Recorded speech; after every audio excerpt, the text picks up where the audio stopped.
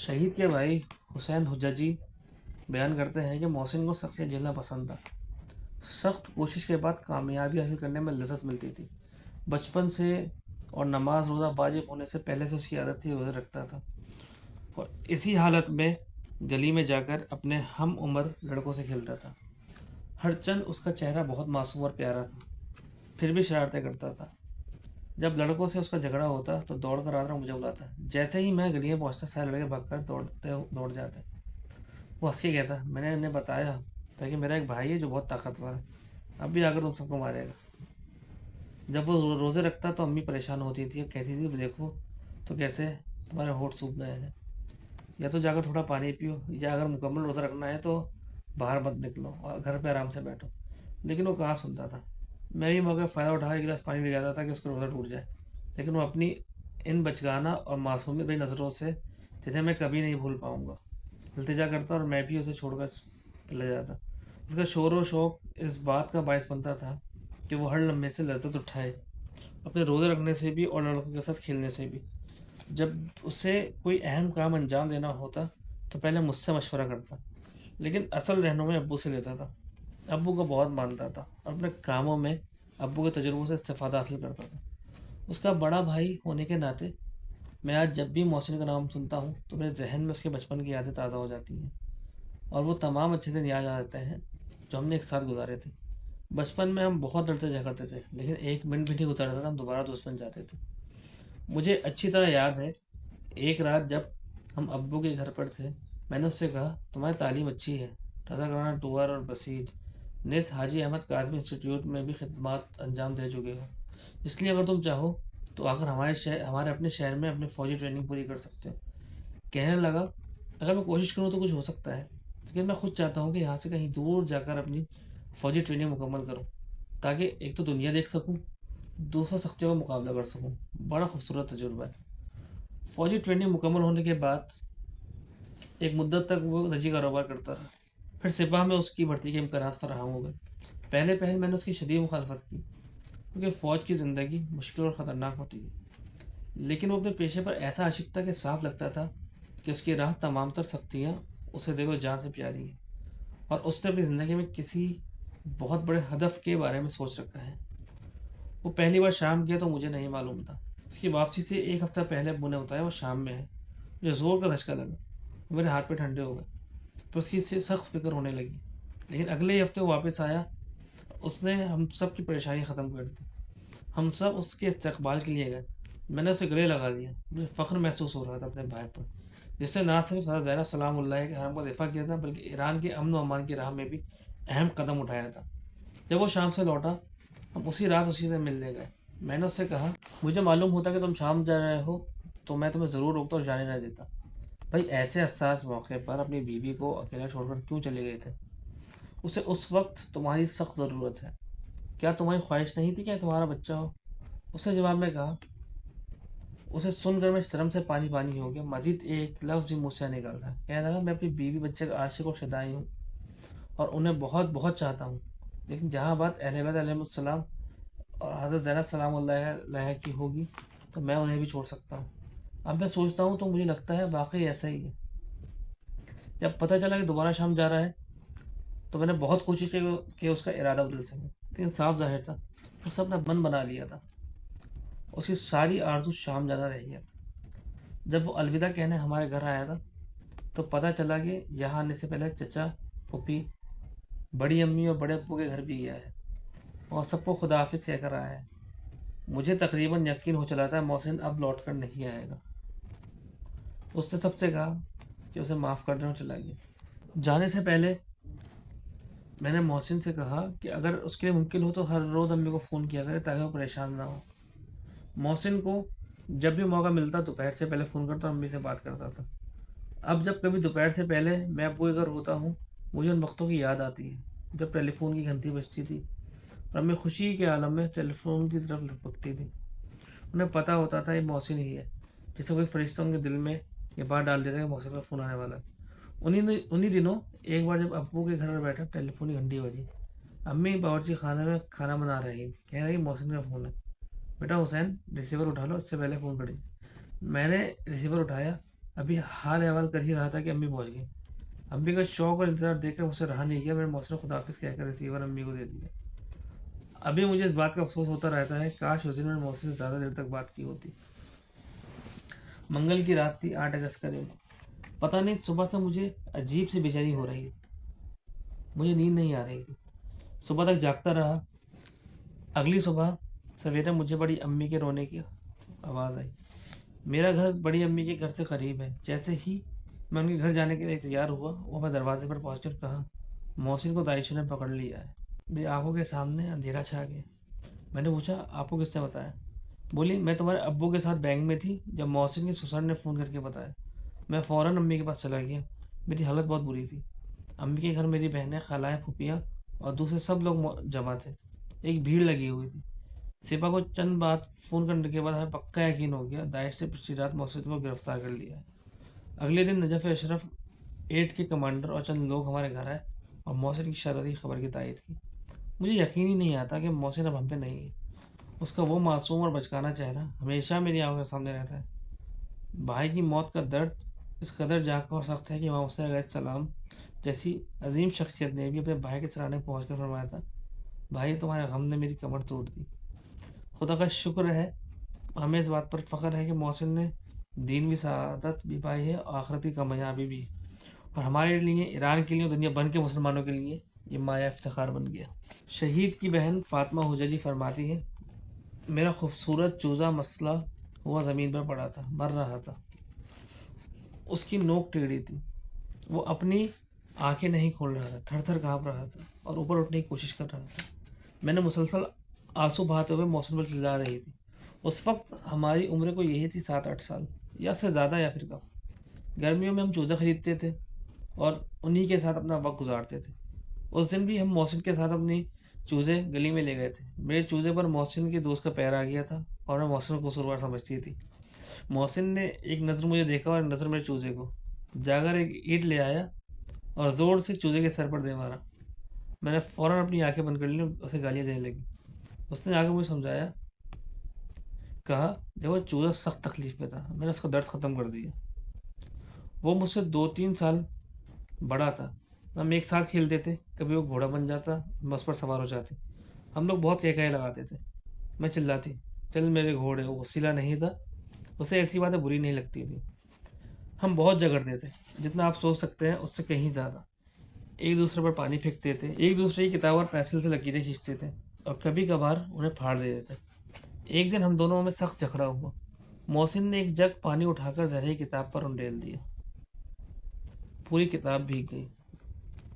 میں اس سے ناراض ہو گئی۔ اس نے آ کر مجھے منایا، کہا مجھ سے غلطی ہو گئی، میں نے اپنی حد پار کر دی۔ ہمیں دیکھ کر حیرت ہو رہی تھی، وہ ہم پر پانی چھڑکا رہا تھا جبکہ اس کی انگلیوں میں کچھ بھی نہیں تھا۔ بعد میں پتہ چلا اس کی انگوٹھی واٹر گن ہے۔ اس کی انگوٹھی کے نیچے ایک حباب نما سا کچھ تھا جسے وہ دباتا اور ہمارے منہ پر پانی پھینکتا تھا، پھر یہ جا وہ جا۔ ہم سب بھی اس کے پیچھے دوڑ پڑتے تھے۔ ایسا کوئی دن نہیں تھا جب ریموٹ کنٹرول پر ہمارا جھگڑا نہ ہوا۔ آخر کار ابو آتے اور ریموٹ ہمارے ہاتھ سے چھین لیتے۔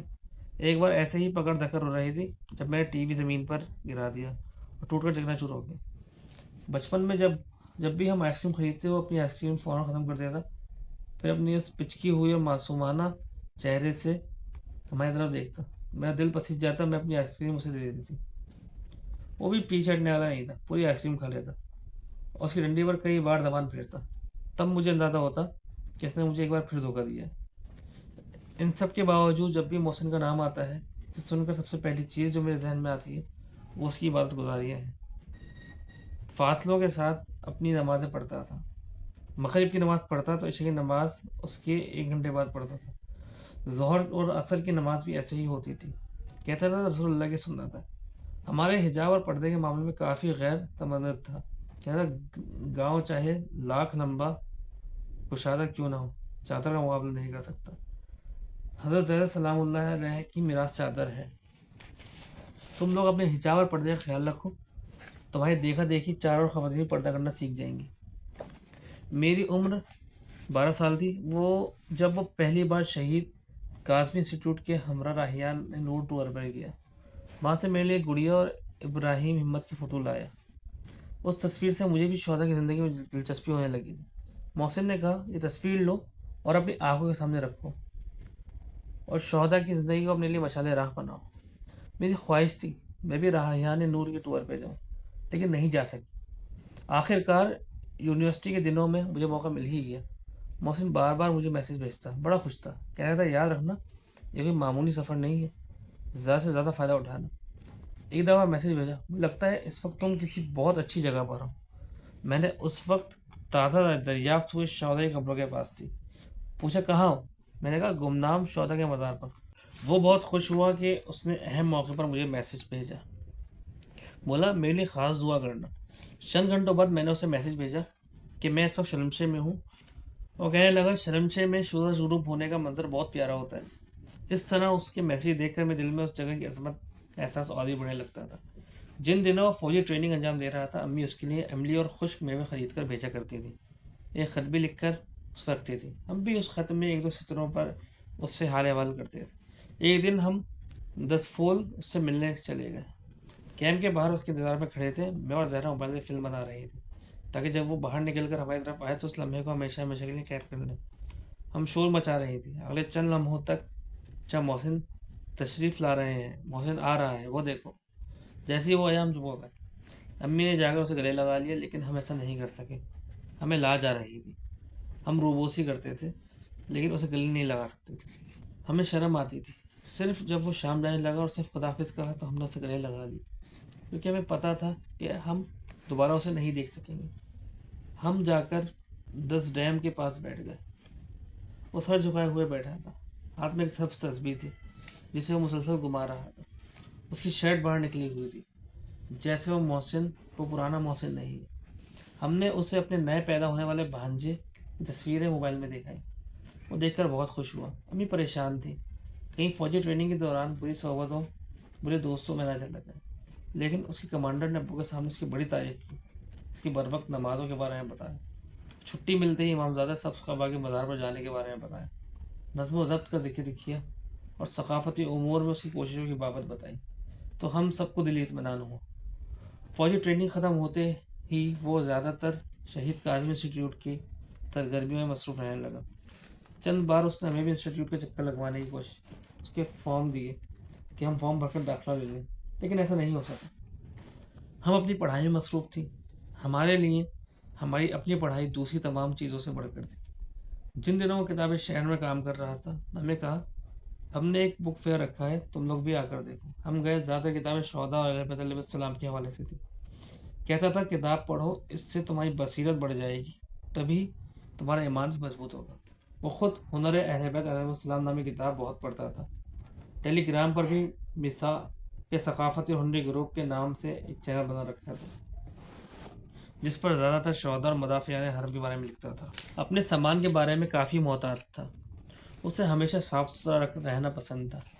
हमेशा इस बात का ख्याल रखता है कहीं उसकी अलमारी का सामान बिखरा हुआ ना हो। हमेशा ताकीद करता था कि कोई भी उसकी तरफ ना आए। आमतौर पर हल्के रंग का कपड़े पहनता था, जैसे सफ़ेद पैंट वगैरह। आईने के सामने काफ़ी देर तक खड़ा रहता था। प्लास्टिक की एक गोल कंघी हमेशा अपनी दाढ़ी पर फेरता था और बाल कंघी करता था। हमेशा वर्सोस सेंट लगाता था। साफ सुथरा रहता था, बड़ा खुश होता था। हम उस पर बहुत हंसते और उसका मजाक उड़ाते थे। वो बुक फेयर में निकलता तो अम्मी से कहती, अम्मी मौसम कुछ मशकूक लग रहा है। मैं खुद उसे कुछ नहीं कह सकती थी। अब कुछ साल पहले की बात होती तो मैं ज़रूर उससे कहती, लेकिन इन चंद सालों में हमारा रास्ता काफ़ी संजीदा हो गया था। मैंने कहा हमें इसका ताक़ुब करना चाहिए, वो कहाँ जाता है। सुबह से शाम तक बुक फेयर में घूमता रहता था। तो दोपहर खाने के लिए आता, जल्दी खाना खाता और फ़ौरन निकल जाता। उन दिनों मुझे बड़ा तजस्सुस हो रहा था मैं इसका मोबाइल चेक करूँ, लेकिन मौका ही नहीं मिला। मैं हमेशा उसके साथ रहती थी, यहाँ तक कि रातों को भी वो मोबाइल पर नॉइज़ सुनता था। यहाँ तक कि जब नहाने जाता, उसे एक प्लास्टिक में रखकर गुसल खाने में ले जाता और आवाज़ ऊँची करता और ख़ुद भी साथ साथ दोहराने लगता। बाज़ औक़ात जब वो नोहा पढ़ने लगता तो मैं उससे कहती, तुम फिर नोहा पढ़ने लगे हो। ये उसकी आवाज़ इतनी बुरी भी नहीं थी, हमें पसंद थी और हम सुनते भी थे। आहिस्ता आहिस्ता मौसम का राज खुल गया। उसने खुद अम्मी को बताया कि बुक फेयर के दौरान एक लड़की उससे आशनाई हुई है और वो उससे शादी करना चाहता है। मुझे धचका लगा। میں نے کہا تمہیں یقین ہے کہ اچھی لڑکی ہے اور تمہاری شریک حیات بن سکتی ہے؟ بولا ان چند دنوں میں اسے جتنا جان پایا ہوں بہت اچھی لڑکی ہے، اسے اپنا فیصلہ لے لیا تھا۔ اس کی طرح اس کے بیٹے کو بھی پیدا ہونے کی جلدی تھی، وہ بھی 8 مہینے بعد ہی ہوا تھا۔ اسے شیشے میں رکھا گیا، وہ اس کی تصویریں اور فلمیں بنا کر لاتا اور ہمیں دکھاتا اور کہتا مجھ پر گیا ہے، مجھ پر گیا ہے، صاف لگا اور دھڑتا بھی ہے۔ اگر ہم کہتے کہ کسی اور پر گیا تو اسے بہت برا لگتا تھا۔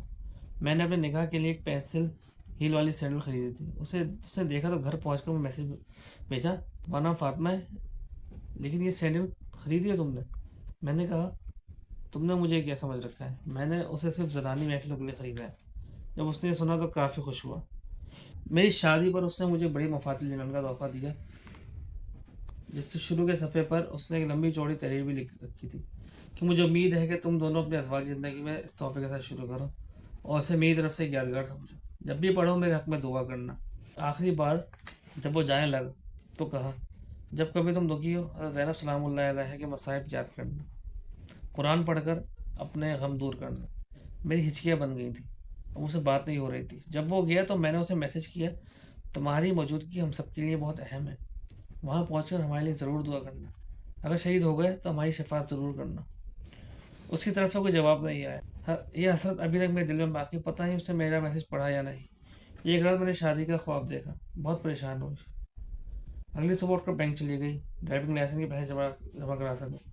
ایسے ہی میرے شوہر کا فون آیا فوراً واپس آؤ تمہیں امی کے گھر جانا ہے۔ مجھے اس وقت خیریت تو ہے؟ کہا تمہیں خالہ نے فون کر کے بلایا ہے۔ میں نے بینک سے باہر نکلتے ہی رونا شروع کر دیا۔ مجھے محسوس ہوا کہ محسن کو کچھ ہو گیا ہے۔ گاڑی میں بیٹھی پوچھا محسن کو کچھ ہو گیا ہے؟ میرے شوہر نے جواب دیا نہیں کچھ نہیں ہوا۔ اس کے لہجے صاف ظاہر تھا کچھ ہوا ہے۔ وہ اداکاریں بالکل بھی نہیں کر پا رہا تھا۔ امی کے گھر گئے، سب نے رونا شروع کر دیا، میری امی بھی رونے نہیں تھی۔ میں نے کہا محسن شہید ہو گیا؟ معلوم ہوا کہ وہ گرفتار ہو چکا ہے۔ یہ سن کر میں اور بھی رونے لگی۔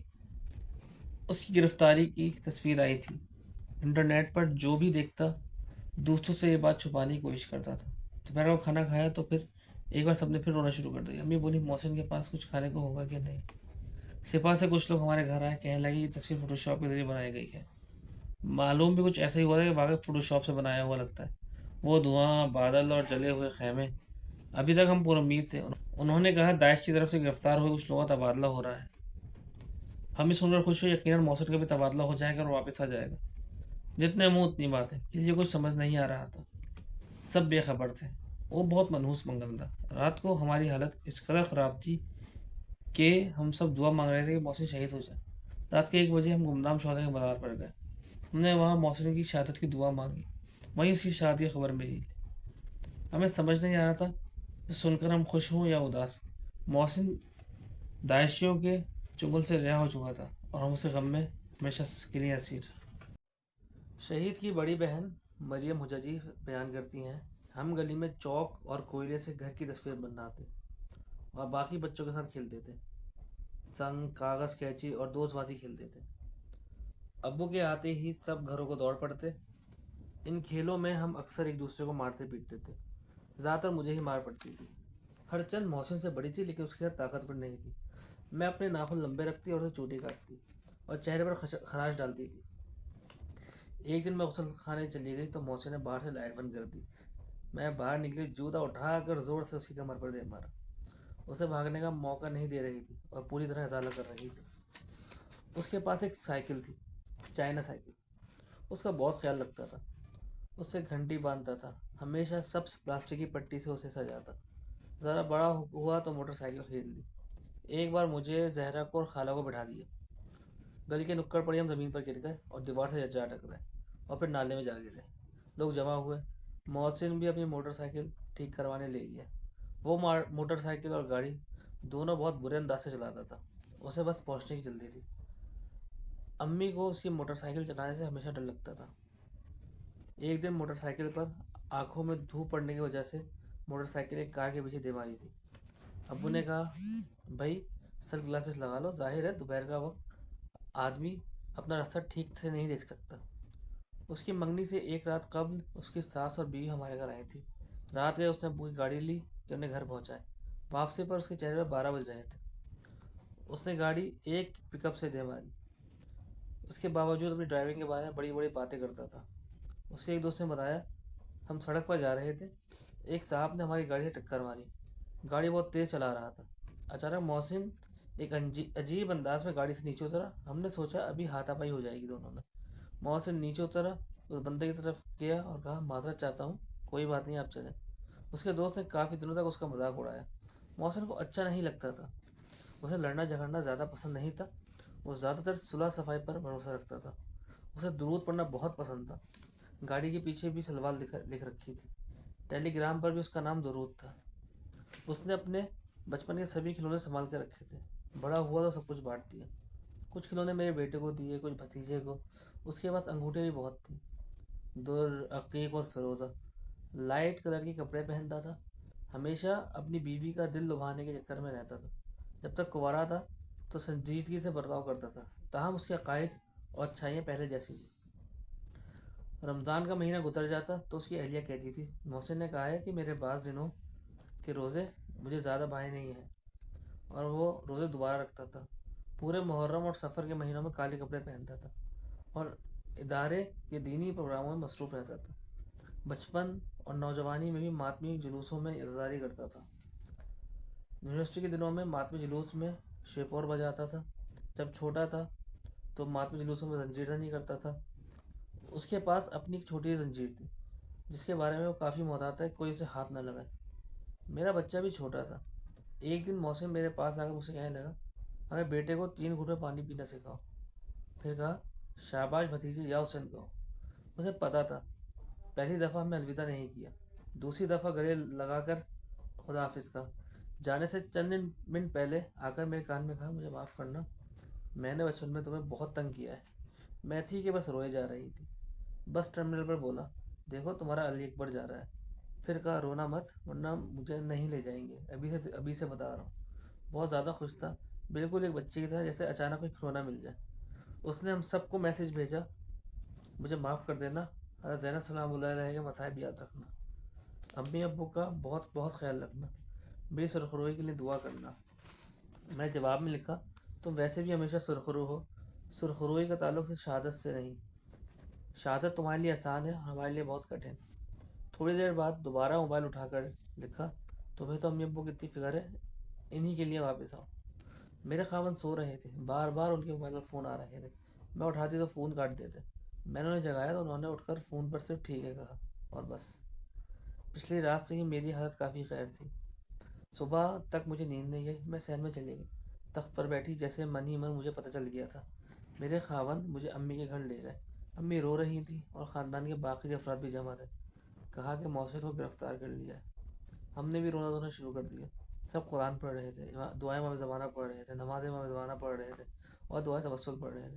میں نے کسی کتاب میں پڑھ رکھا تھا ایک بندہ کسی صحرا میں کھو جاتا ہے، امام زمانہ سے توسل کرتا ہے، امام زمانہ آتا ہے اسے گھوڑے پر سوار کر کے منزل تک پہنچاتا ہے۔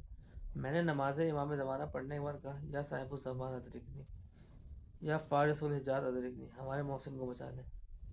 پھر ہم گمنام شہدا کے مزار پر گئے، وہیں ہمیں محسن کی شہادت کی خبر سنائی گئی، اسے نجات مل چکی تھی۔ شہید کی تیسری بہن زہرا حججی بیان کرتی ہیں، کہتے تھے کیا کہا زہرا، ذرا پھر سے کہنا، پاتک، اور پھر قہقہ مارتے تھے۔ میں نے پاتک کو پاتک پڑھا تھا۔ محسن بھائی کے ہاتھ بہانہ آ گیا تھا اور وہ میرا مذاق اڑا رہے تھے۔ ایسا نہیں صرف وہی مذاق اڑاتے تھے، ہم بھی انہیں بہت تنگ کرتے تھے، خاص طور پر جب وہ آئینے کے سامنے کھڑے ہو کر شعر نوحہ منقبتیں پڑھتے تھے۔ انہیں شعر نوحہ منقبتیں پڑھنے کا بہت شوق تھا۔ سینٹر میں ان کے لیے نوحے اور منقبت لگتے تھے۔ وہ اپنی کاپی گھر لاتے تھے تو آئینے کے سامنے کھڑے ہو کر اونچی آواز سے پڑھنے لگتے تھے، ماتم کرتے تھے، چہل قدمی کرتے اور ممد مبینی پڑھتے۔ ہم بھی ان کے پیچھے پیچھے چل پڑتے، ان کی نقل اتارتے تھے۔ ہائی اسکول کے بعد اپنی کمپیوٹر فائلیں چھپانے لگے تھے، لیکن مجھے پتا تھا فائلیں کیسے واپس لائیں گے۔ میں نے یونیورسٹی کے طالب علموں کے ساتھ انہیں تصویریں نکالی، بالوں کا سٹائل عجیب تھا، لمبے بال تھے، پوز بھی عجیب عجیب بنائے تھے، سب لیٹے ہوئے تھے، ان کا سر اس کے پیٹ پر وغیرہ ایسی تصویریں تھیں۔ صرف ایک تصویر میں سب نہایت احترام سے کھڑے تھے، کلاس والوں کے ساتھ گروپ فوٹو میں۔ ہم نے تصویریں دیکھ کر انہیں بہت چھیڑا، بہت تنگ کیا۔ اس کے بعد وہ زیادہ محتاط رہنے لگے۔ کمپیوٹر محسن بھائی کے کمرے میں ہوتا تھا، وہ یونیورسٹی جاتے تھے اور وہی زیادہ تر کمپیوٹر پر کام کرتے تھے۔ ہم صرف گیمز کھیلتے، کمپیوٹر استعمال کرتے تھے۔ ہم سیگا بھی کھیلتے تھے، سیگا کمپیوٹر سے لگا کر کھیلنا شروع کرتے تھے۔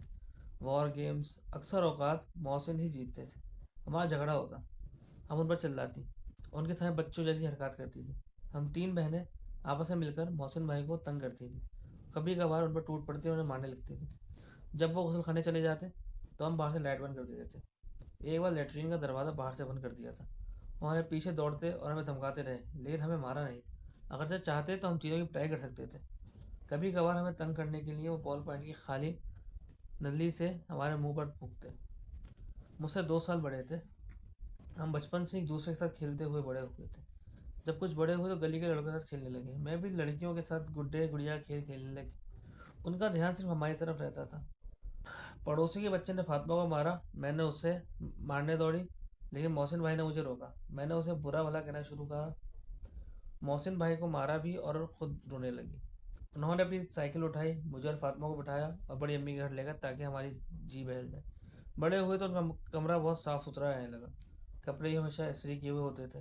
انہیں انڈے بہت پسند تھے، نحیف جسم کے باوجود اگر ناشتے میں ان کے لیے 5 انڈے بھی بناتی تو بھی سارے کے سارے کھا جاتے تھے۔ ہم کہتے تھے اتنے سارے انڈے کے لیے تمہارے پیٹ میں جگہ کیسے بن جاتی ہے؟ بولتے تھے موٹی، مجھے خود پتہ ہے۔ ہمارا کوئی مسئلہ ہو تو ہماری مدد کرتے تھے، چاہے ریاضی ہو یا قرآن کی تلاوت۔ قرآن بہت پڑھتے تھے، رات کو سونے سے پہلے حافظ شیرازی کی شاعری سنتے تھے، مختلف منقبت نوحے سنتے تھے۔ آخری دنوں میں امی کے گھر پر زیادہ تر منم بعید برہم پڑھتے تھے۔ حاجی محمود کریمی کے نوحے بالکل خود انہی کی طرح پڑھتے تھے۔ ان کی آواز بہت اچھی تھی، لیکن انہیں چھیڑنے کے لیے ہم سب ان کا مذاق اڑاتے تھے۔ میں دوسری منزل کے کمرے میں پری یونیورسٹی امتحانات کی تیاری کر رہی تھی۔ رات کو وہ اپنے دوستوں کو سامنے والے کمرے میں لا کر روبوٹ بنانے کی کوشش کرتے تھے۔ ہر چند وہ 7-8 لوگ تھے، لیکن کسی کی چو تک نہ نکلتی تھی۔ بھائی نے سب کو شور کرنے سے منع کر رکھا تھا تاکہ میں آرام سے پڑھ سکوں۔ کہتے تھے تم بہت پڑھائی کرتی ہو۔ میں صبح سے شام رات تک اپنے کمرے میں پڑھائی کرتی تھی اور امی کھڑکی کے رات سے کھانا اور پانی بھیجتی تھی۔ میں دروازے پر ایک پرچی لگا دی تھی، میں اپنا ٹیسٹ لے رہی ہوں، دستک دینا منع ہے۔ یونیورسٹی جاتے تو ایک معمولی لڑکے کی حیثیت سے جاتے تھے، نہ زیادہ مذہبی نہ زیادہ چھچورا، داڑھی نہیں تھی، نہ ہی اپنی شرٹ باہر نکالتے تھے۔ فوجی ٹریننگ کے لیے جانے کے بعد ان کا حلیہ کافی بدل گیا اور وہ زیادہ مظلوم اور معصوم دکھائی دینے لگے۔ ہمارے آپسی رابطے میں بھی کافی بدلاؤ اور سنجیدگی آ گئی تھی۔ ہم 2 سال ایک دوسرے سے دور رہے تھے۔ میں دیکھتی تھی وہ کس طرح نماز شب پڑھتے ہیں، نئے سلیقے سے وضو کرتے ہیں، کس طرح نلکا بند کرتے، ہاتھ پر پانی ڈالتے اور دوبارہ پانی کھولتے تھے، وہ بھی ٹھنڈا پانی۔ ہم ان پر چلاتے تھے آپ نے ٹھنڈا پانی کیوں چھوڑا؟ اپنی نماز بلند آواز سے پڑھتے تھے۔ ہائی اسکول کے زمانے میں میں نے اپنا مکنا عجیب انداز سے پہنا تھا تاکہ محسن بھائی کو غصہ دلا سکوں۔ انہوں نے کچھ نہیں کہا، لیکن امی سے شکایت کی، یہ باہر ایسے جائے گی؟ شادی کے وقت ان کی عمر 20 سال کے لگ بھگ تھی، الیکٹرانکس کا کام کرتے تھے۔ ہم نے کہا ابھی بہت جلدی ہے، لیکن وہ بہت بے چین ہو رہا تھا، رشتہ مانگنے کے لیے جیسے دن گن رہے تھے۔ پھر چند ملاقاتوں میں ہی انہیں اپنی بیوی کے اخلاق کا پتہ چل گیا تھا، اور وہ سمجھ گئے تھے کہ ان کے لیے کس طرح کے پھول اور مٹھائی لے جانی ہے۔ منگنی سے پہلے ان کے سسرال والے ہمارے گھر آئے تھے۔ میں ابھی یونیورسٹی سے گھر آئی تھی اور بڑی سی کالی چادر اوڑھے نماز پڑھنے جا رہی تھی۔ وہ ہر 2 منٹ بعد آ کر کہتے تھے تم باہر کیوں نہیں آ رہے، وہ تم سے ملنا چاہ رہے ہیں۔ میں جواب دیا میں نماز نہیں پڑھی ابھی۔ بولے بری بات ہے، آ جاؤ۔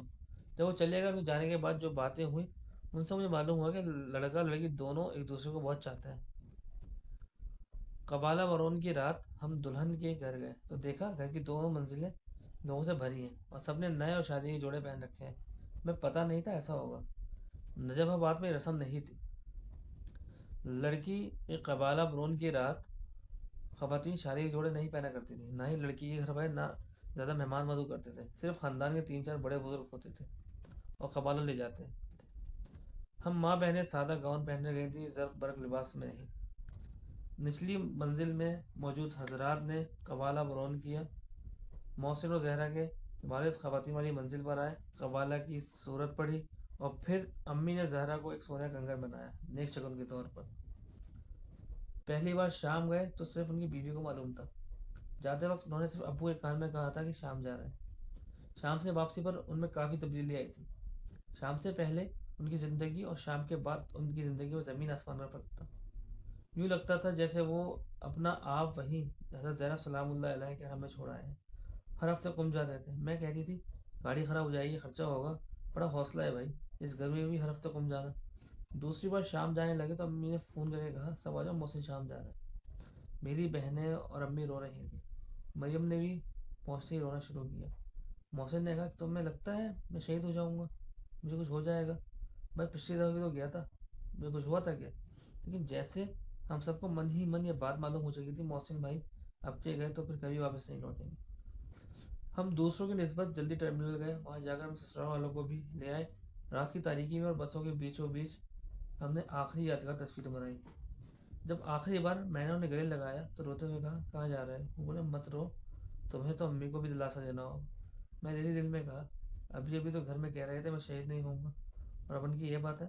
جب انہوں نے اپنا پیر بس میں رکھا تو مڑ کر ہماری طرف دیکھا اور کہا اے بنی ہاشم کے جوانوں، تمہارا لیک بڑھ جا رہا ہے۔ یہ سن کر ہم سب نے رونا شروع کر دیا۔ وہ چلے گئے۔ اگلے دن تہران سے میسیج بھیجا اور ہم سب سے معافی طلب کی۔ میں جواب میں لکھا التماس دعا، حضرت زینب سلام اللہ علیہ کے حرم پہنچ کر ہمارے حق میں بہت بہت دعا کریں اور اپنا بہت خیال رکھیں۔ ان سے ان کے موبائل فون لے لیے گئے تھے، وہ خود ہی امی کو فون کرتے تھے۔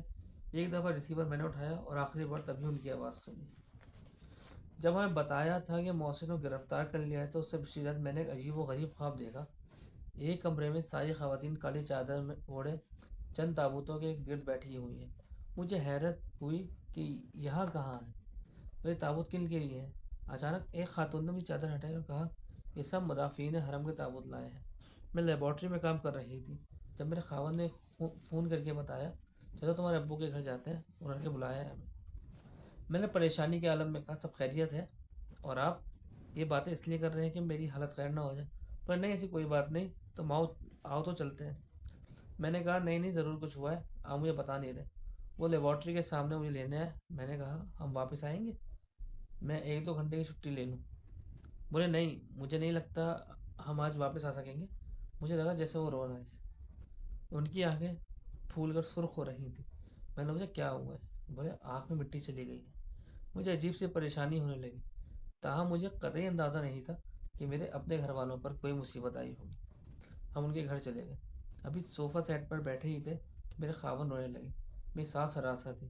پھر میرے خاوند اٹھ کر گئے اور میرے لیے ایک گلاس پانی لے آئے۔ میں نے ان سے پوچھا آپ کو کیا ہو گیا ہے، آپ مجھ سے کیا چھپا رہے ہیں؟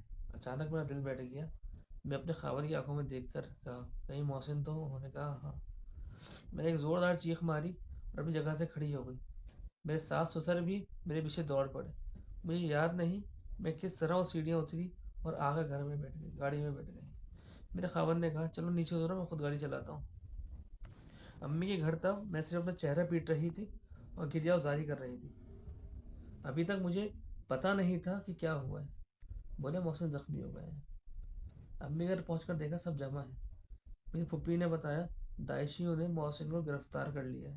میں دعا مانگ رہی تھی محسن کو گولی لگے اور شہید ہو جائے، لیکن داعش کے ہاتھ نہ لگے۔ رات تک ہم سب گریہ وزاری کرتے رہے، بہت دعائیں مانگی۔ ہماری سمجھ میں نہیں آ رہا تھا کہ محسن گرفتار کیسے ہو گئے۔ ان کی گرفتاری کی تصویر بھی آ گئی۔ میں نے اس لمحے ان کی مظلومیت اور بہادری دونوں دیکھی۔ پہلی رات جب ان کے کٹے ہوئے سر کی تصویر آئی تو میری خالہ نے فون کر کے بتایا اور کہا اپنی امی کو مت بتانا۔ اس رات صبح تک ہم ان کے کٹے ہوئے سر کے لیے نہیں رو سکے، اپنا سارا درد اپنے دل میں دبائے رکھا۔ میں دیکھا محسن کی گرفتاری کو لے کر امی کی طبیعت بہت خراب ہے، اس لیے میں نے کہا امی اللہ کا شکر محسن بھائی شہید ہو گئے۔ انہوں نے محسن بھائی کا سر قلم کیا تھا، بعد میں معلوم ہوا کہ ان کے بدن کے ٹکڑے ٹکڑے کر دیے تھے۔ پتہ نہیں انہوں نے اس لاغر اندام دبلے پتلے محسن کو، جنہیں میں نے آرام سے اپنی آغوش میں بھرا تھا، ٹکڑے ٹکڑے کیسے کر دیے؟ وہ ایک مجسم روتا تھا۔ ہم نے کربلا کے واقعات کے بارے میں جو کچھ سن اور پڑھ رکھا تھا، انہیں اپنے بھائی اور گھر کے نہایت قریبی فرد کے بارے میں دیکھا تھا۔ مجھے اس بات کا افسوس رہے گا کہ محسن بھائی کی جان کے وقت میں انہیں گلے کے نیچے بوسہ کیوں نہیں دیا۔ صرف ایک چیز تھی جس سے مجھے سکون ملتا تھا، محسن بھائی کی بہادری۔ جب وہ دشمن کی گاڑی کی طرف جا رہے تھے اسے دیکھ کر میرے دل کو سکون ملتا تھا۔ اگر بجائے اس کے ہم دیکھتے کہ اپنی زندگی کے دشمن کے ہاتھ پیر جوڑ رہے ہیں تو بھائی کیا حالت ہوئی ہوتی، ہم کتنا روئے ہوتے، ہماری مصیبت کس قدر بڑی ہوتی۔ لیکن جب وہ اس بہادر کے ساتھ قدم اٹھا رہے تھے جبکہ انہیں اچھی طرح معلوم تھا کہ انہیں شکنجہ دینے لے جا رہے ہیں، تو مطلب یہ کہ میں ٹھیک ہوں، اچھا ہوں، تم لوگ مطمئن ہو۔